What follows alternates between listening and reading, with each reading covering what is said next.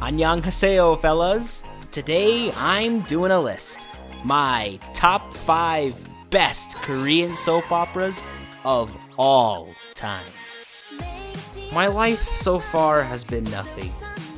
But with these shows, I finally found my purpose, and today I'm gonna share them with you. Number 5. This show, like all the other shows in this list, is great. Park Bo-young is as beautiful as always, and the effects in this are great. The story follows Bong Soon, who has strength greater than Superman, become a bodyguard to an incredibly good-looking CEO of a game company. The CEO, 민혁, hires Superman, Bong Soon, because he thinks she's hot after she saves his life. But Goku, Bong Soon, already likes someone else. Him. Park2. He's a cop. He's going after some guy who was kidnapping people or something, but it doesn't sound too important.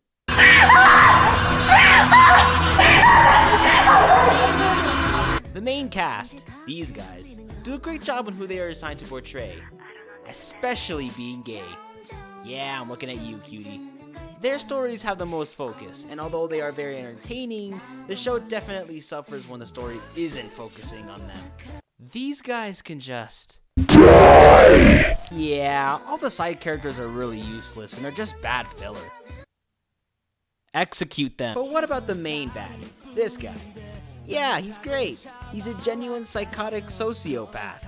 Most Korean shows, bad guys are just someone who's mean and mad for no reason and has power. This guy's unique. He wraps everyone in the story around his fingers. He's fantastic. He's crazy, so a lot of what he does is a bit sadistic and unorthodox, making him an actual threat to Bong Soon. He even gives Park2. the runaround. And he's a cop. Okay, but what about the romance? Virtually the most important part of any Korean drama. Yeah, well, it's fake.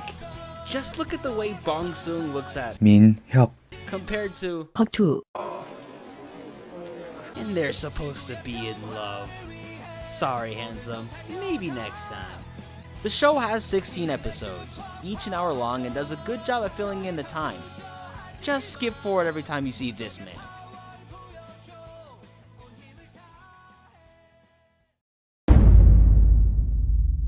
Number 4.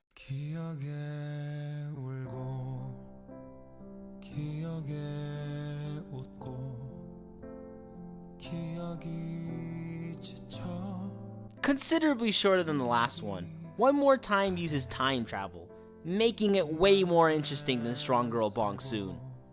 I'm so sorry. Why time travel? Well, this guy, Yu-tan, is celebrating dumping this piece of meat when he falls into a river. So, like, he can't swim, so he drowns. But coincidentally, this cardboard box dies too. He miraculously wakes up the same day that he dumped that useless human being and is trapped living the same day with this thing dying at 8:23. Yu-tan is forced to relive the same day because of the devil. No, this one. She traps him in a time loop in order to force him into saving their toxic relationship. Time travel in the story serves to deliver some beautiful imagery.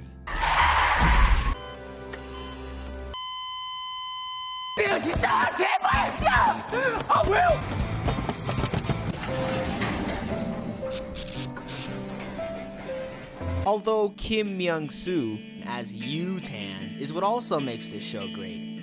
He can go from I hate everyone and everything to I can almost stand looking at you. And this thing? She's boring. She hardly ever shows any emotion and she barely does anything for Yu-tan. She just isn't on the same caliber as him and doesn't deserve the attention of the devil. But she does make moments like this feel incredible. One More Time is about a hero who works his hardest for days, months, years for the absolute worst reward. It's only 8 episodes, so if you like this, gracias, or this, check out One More Time. Number 3.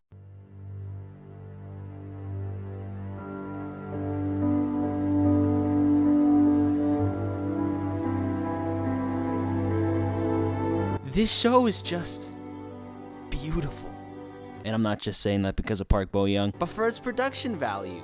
Well, what would you expect from a show with an almost limitless budget? So, plot. Right. Bong Soon-na is your average, normal, haunted, terrible dishwasher working for this tsundere, Sun Woo-kang. Bong Soon works under him as she admires his brilliant work and wants to be like him, a chef. But Bong Soon sees ghosts, and because of that, this abomination decides to possess her. This is the ghost. She's pretty much only good when she's like this, not like this. She can't return to heaven until she resolves her grudge, not sleeping with a man. So in order to get some, this bonehead needs to possess a girl, Bong Soon. As Bong Soon, she sets her sights on one of the hardest men she could have possibly chosen to seduce, the tsundere. However, it just so happens that Bong Soon also wants to have some of the tsundere too. So they both decide in order to get the same man, they need to work together. Although that's when the show shines. Possessed Bong Soon is the complete opposite of the real, shy Bong Soon. Possessed Bong Soon is not afraid and will do anything to get her way. Just the way I like my women. The real Bong Soon just lets everyone step on her, and her actor makes you believe that they are actually two different people. Just goes to show that Park Bo-young is the greatest actor on this planet.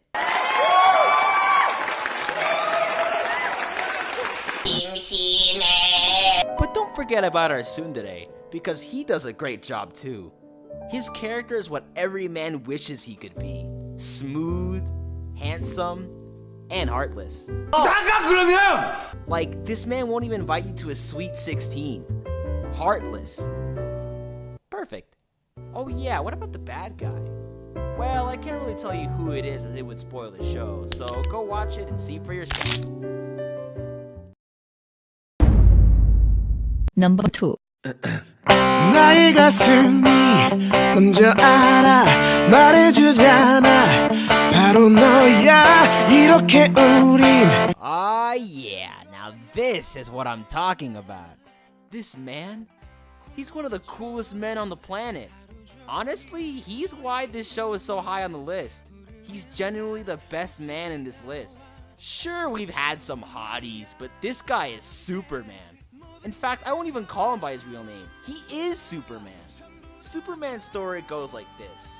Superman is the best detective in Korea, but is forced to stop being the best because his sister and her husband died, with them leaving a 6-month-old baby. Because of this, Superman has to go on leave to take care of the baby, or else she becomes an orphan.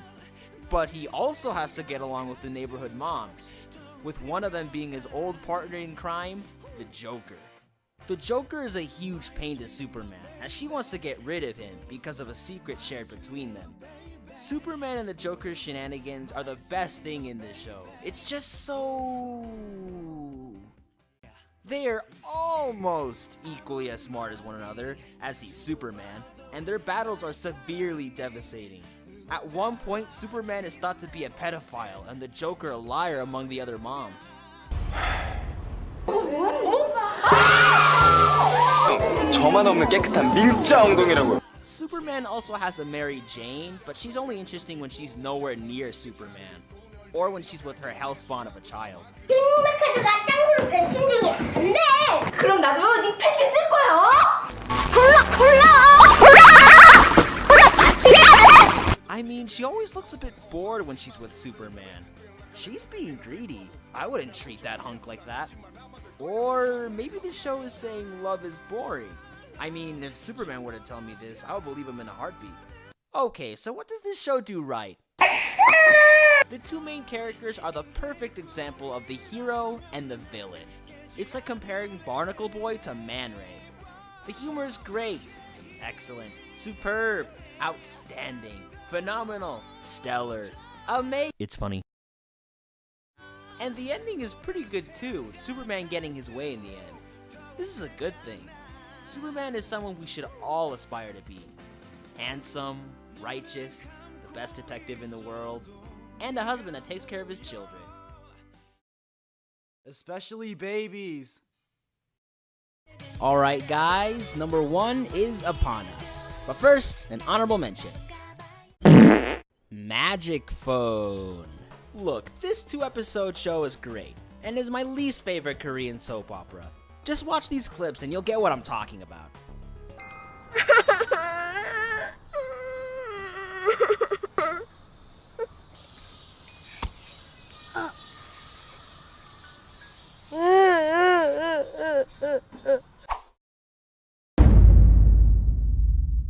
Number 1.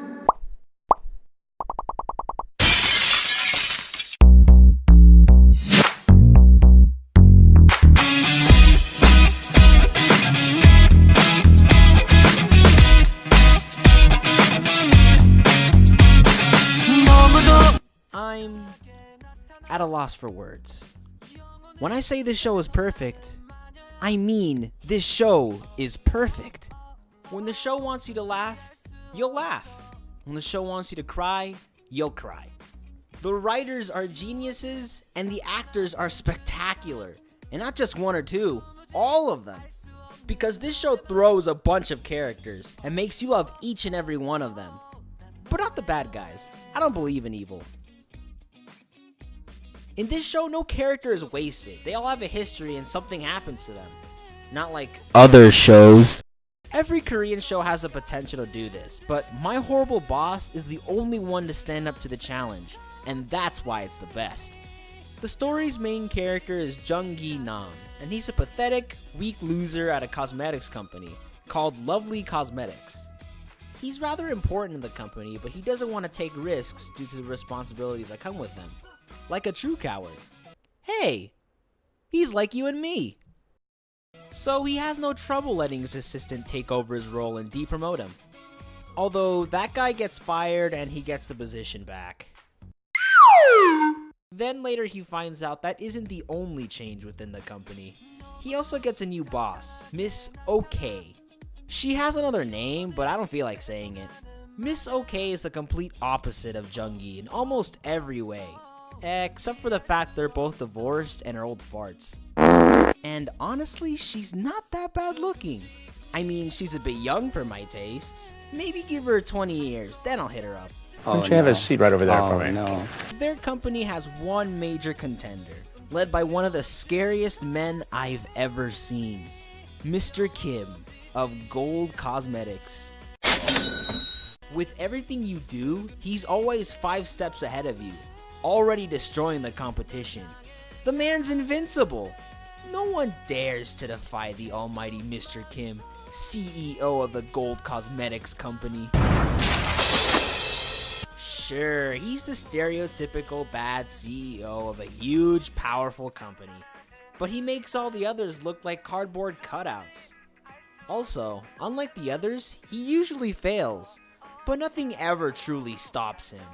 Kinda like how you are still watching this video. The show does have a very good story with twists, betrayals, jump scares, and unlike most modern anime, is actually funny. The characters for the most part make this whole show perfect. Everyone contributes and needs to be in the story. There's a real sense of camaraderie between these deadbeat losers going up against Mr. Kim. Even Jung-gi's 7-year-old son does something, and he's just supposed to be some dumb baby. The shows lower in this list wish they could accomplish this. So yeah, I love My Horrible Boss, and you should watch all 16 hours of it right now. It's everything a K-drama fan would want in their show. A perfectly paced, incredibly sad, funny, humiliating, and violent story about a weak old fart and his overtly attractive, aggressive boss.